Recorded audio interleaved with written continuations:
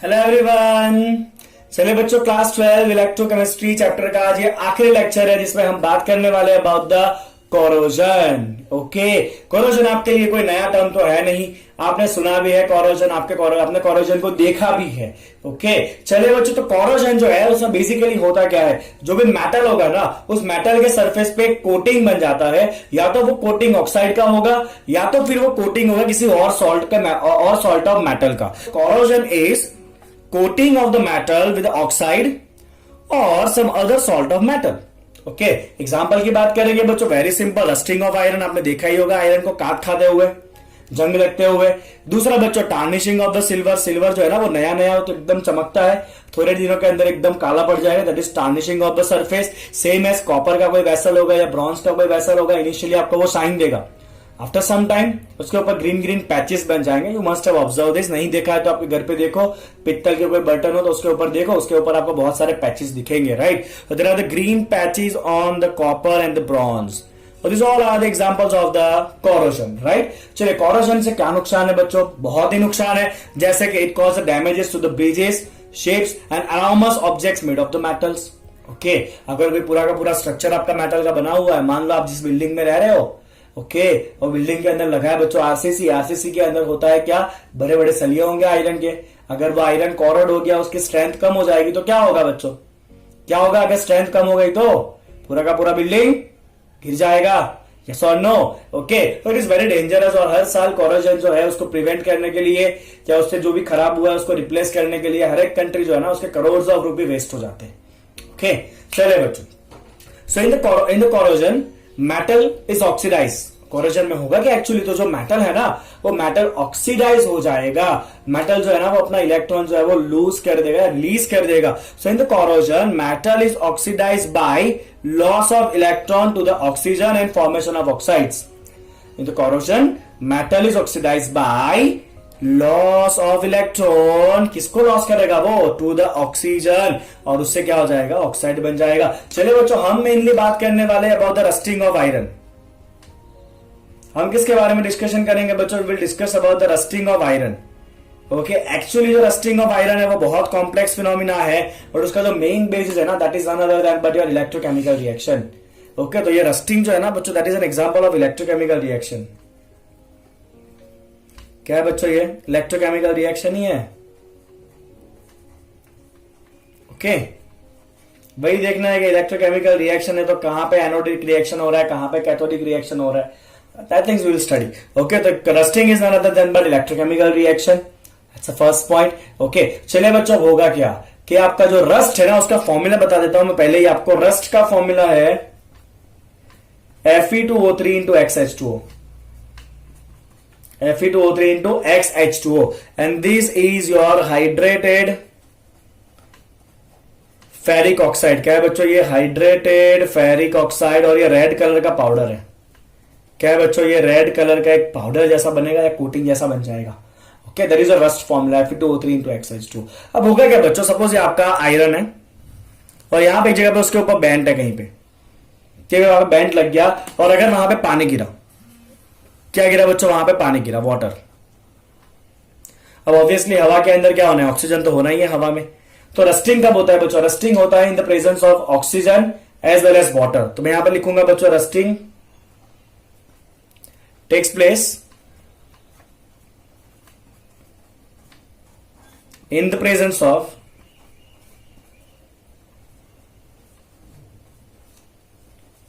Water and oxygen, दोनों चीजें चाहिए तब जनरली रस्टिंग होता है। ठीक है, चलिए होगा क्या बच्चों, यहां पे जो मेटल है ना आपका आयरन, वो ऑक्सीडाइज हो जाएगा और 2 इलेक्ट्रॉन को रिलीज करके खुद Fe+2 बन जाएगा, and that will behave as our anodic site. तो हम यहां पे लिखेंगे बच्चों एग्जैक्ट स्टेटमेंट हम लिखेंगे यहां पे, right, oxidation take place and that spot behave as anode. तो हम यहां पे लिखेंगे the spot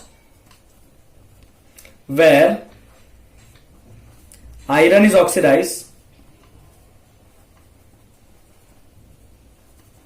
will behave as an anode। चलिए, तो एनोड पे क्या होता है बच्चों? ऑक्सीडेशन होता है, तो क्या रिएक्शन होगा बच्चों? Fe will give you Fe+2 electron.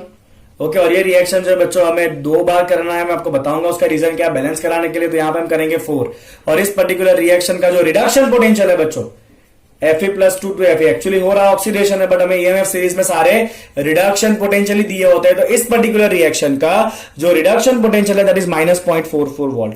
तो ऑक्सीडेशन पोटेंशियल +0.44 वोल्ट होगा। This is something you need to be very clear with this, right. तो ये क्या बना बच्चों, आपका एनोड बना। ओके, ये कौन सा रिएक्शन हो गया, आपका एनोडिक रिएक्शन हो गया, कि जहां पे Fe जो है ना वो थोड़ा सा बहुत बेंट हो जाएगा या टूट जाएगा, वहां पे वो एक्टिव हो जाएगा, वहां पे ऑक्सीडेशन होगा। This Fe is converting to Fe+2। Fe+2 ion जाएगा बच्चों वाटर के अंदर, जो ऊपर इसके ऊपर प्रेजेंट है, और दोनों इलेक्ट्रॉन जो है बच्चों वो मेटल के अंदर रहेंगे, because metal carries the electron. और ये दोनों इलेक्ट्रॉन ऐसी जगह पे पहुंचेंगे, दोनों मिला के 4 हो जाएंगे, जहां पे वो एटमोस्फियरिक ऑक्सीजन और ये पानी में रहे हुए H+ आयन उनके साथ जुड़े। We require 4H+ ion, right. और क्या बन जाए बच्चों, वो 2H2 बन जाए। क्या बन जाए, वो 2H2 बन जाए।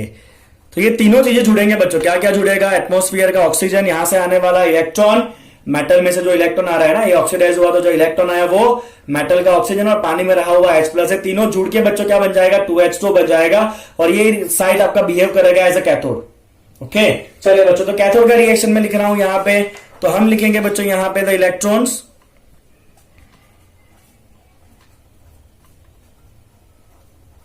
flows in metal and reaches to the site where they reduce O2 in the presence of H+। अब आप कहोगे कि सर पानी में ये H+ कहां से आपने डाल दिया, तो H+ जो है ना बच्चों उसके सोर्सेस कौन कौन से है, या तो CO2 गैस डिसॉल्व होगा। जब CO2 गैस एटमोस्फियर में रहा हुआ पानी में डिसॉल्व होता है ना बच्चों, तो CO2 पानी में डिसॉल्व होगा तो क्या बनाता है, वो कार्बोनिक एसिड बनाता है H2CO3, वहां से H+ हो सकता है। या तो कोई भी और एसिडिक ऑक्साइड, जैसे CO2 एसिडिक ऑक्साइड है, उसी तरह से कोई भी और एसिडिक ऑक्साइड जब पानी के अंदर डिसॉल्व होता है ना, तो वो एसिड बनेगा and it will give you the source of H+। Okay, तो रिएक्शन क्या हुआ बच्चों, ध्यान से देखो। एटमोस्फियर में से O2 गैस लिया, पानी में से H+ आयन लिया एक्वियस, और जो 4 इलेक्ट्रॉन आए बच्चों वो चारों इलेक्ट्रॉन आ गए, और ये सब जुड़ के बन गया बच्चों 2H2O लिक्विड, क्योंकि वाटर बन रहा है। तो ये जो पर्टिकुलर रिएक्शन है ना बच्चों आपका, ये क्या हो रहा है, रिडक्शन ही हो रहा है आपका, राइट। तो ये जो आपका रिडक्शन प्रोसेस है O2 में से H2O, तो इस रिडक्शन रिएक्शन का रिडक्शन पोटेंशियल है 1.23 वोल्ट। क्या है बच्चों, इसका रिडक्शन पोटेंशियल है आपका 1.23 वोल्ट। और अगर आप दोनों रिएक्शन को जोड़ के ओवरऑल रिएक्शन लिखो ना बच्चों, if you right the overall reaction, तो आप क्या लिखोगे बच्चों, बताओ। Overall reaction is very simple. Fe was oxidized to give you Fe+2। Overall reaction के अंदर इलेक्ट्रॉन कट हो जाएंगे, दोनों के अंदर है। Fe will oxidize to Fe+2 and this O2 and 4H+, let's take it 2 times, will give you 2H2O। Okay, अब ये जो Fe+2 आयन बनाना बच्चों, ये फर्दर ऑक्सीडाइज होगा बाय एटमोस्फियरिक ऑक्सीजन। Fe+2 जो फेरस आयन है, it will be further oxidise by, अब वो इजीली ऑक्सीडाइज हो जाएगा, it is further oxidise by O2 of atmosphere and form Fe2O3। अब यहां पे देखो Fe+2 स्टेट में था, वहां से Fe+3 स्टेट में आ गया Fe2O3 में। Now it has become ferric oxide. Okay, already water already बना ही हुआ है, तो ये फेरिक ऑक्साइड हाइड्रेटेड फॉर्म में चला जाएगा, because this water is already produce in the reaction. Okay, तो ये बच्चा आपका हो गया Fe2O3 into X times H2O, and this is none other than but rust। क्या ये बच्चों आपका रस्ट है, समझ आया। तो ये जो आपका Fe+2 बना है ना बच्चों, ये और ऑक्सीजन के साथ रिएक्शन करेगा, Fe+2 ऑक्सीजन दोनों रिएक्ट करेंगे, that will be finally converted to Fe+3, right. Fe+3 और ऑक्सीजन जुड़ के ये क्या बन गया बच्चों आपका, कलर बता देता हूं आपको, यहां पे मेरे पास रेड अभी मार्कर अवेलेबल नहीं है, तो ये आपका बन गया बच्चों रस्ट। क्या है, ये आपका है Fe2O3 व्हाइट कलर का पाउडर इंटू XH2, तो ये यहां पे आपका जंग लग गया। और इस तरह से धीरे धीरे पूरा जो मेटल है ना उसका जंग बनता जाएगा ऊपर, तो मेटल खुद ही जंग के फॉर्म में कन्वर्ट हो रहा है, तो इस तरह से रिएक्शन होगा। Fe बनेगा, एनोड होके ऑक्सीडेशन होके Fe+2, इलेक्ट्रॉन जो है वो मेटल में से होके ऐसे साइड पे जाएंगे जहां पे वो एटमॉस्फेयर का ऑक्सीजन और पानी के H+ को कंबाइन करके वाटर बना सके। ओके, अब ये जो आपका ओवरऑल रिएक्शन आपने लिखा ना बच्चों, इस ओवरऑल रिएक्शन का सेल पोटेंशियल कितना होगा बताओ। तो ये पानी के अकेले का ओवरऑल कहां, ये रहा ओवरऑल, ये ओवरऑल के लिए सेल पोटेंशियल में लिख रहा हूं बच्चों, ओवरऑल का। तो पानी वाले का सेल पोटेंशियल कितना है 1.23, ये रिडक्शन हो रहा है। आगे अपने आयरन का लिखा -0.44 रिडक्शन था, बट आयरन ऑक्सीडाइज हो रहा था, तो ऑक्सीडेशन पोटेंशियल कितना होगा +0.44, तो इसका रिडक्शन है 1.23, उसका हो गया +1.44, दोनों को मिला दो बच्चों 1.23 + 0.44, क्योंकि ऑक्सीडेशन हो रहा है Fe का, तो दोनों को मिला के पोटेंशियल कितना होगा बच्चों 1.67 वोल्ट। कितना होगा ओवरऑल सेल रिएक्शन का, ये जो ओवरऑल सेल बना ना इलेक्ट्रोकेमिकल, उसका पोटेंशियल कितना होना है 1.67 वोल्ट होने वाला है। बोला आपको पूरा समझ में आया बच्चों किस तरह से हम मैकेनिज्म ऑफ रस्टिंग को समझे, क्लियर एकदम। अब सवाल यह है कि किस तरह से रस्टिंग को प्रिवेंट किया जाएगा।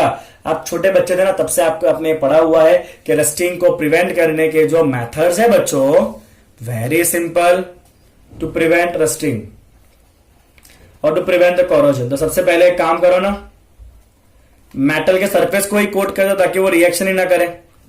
तो फर्स्ट थिंग क्या है, मेटल के सरफेस को कोट करोगे, पेंट लगाओगे या आप ग्रीस लगाओगे या आप ऑयलिंग करोगे, इससे क्या हो जाएगा मेटल सरफेस ही कोट हो जाएगा। अगर मेटल सरफेस ही कोट हो गया तो फिर तो वो रिएक्शन ही नहीं करना करेगा, हाँ क्या ना। तो metal surface is going to be coated, that's the first thing. दूसरा क्या करोगे बच्चों, हाँ सही कहा आपने, galvanisation, galvanisation right.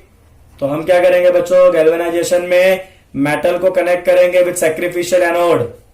Metal is connected with more active metal. कौन सा है बच्चों मोर एक्टिव मेटल, जैसे कि जिंक है या मैग्नीशियम है। Okay, and they will behave as what sacrificial anode.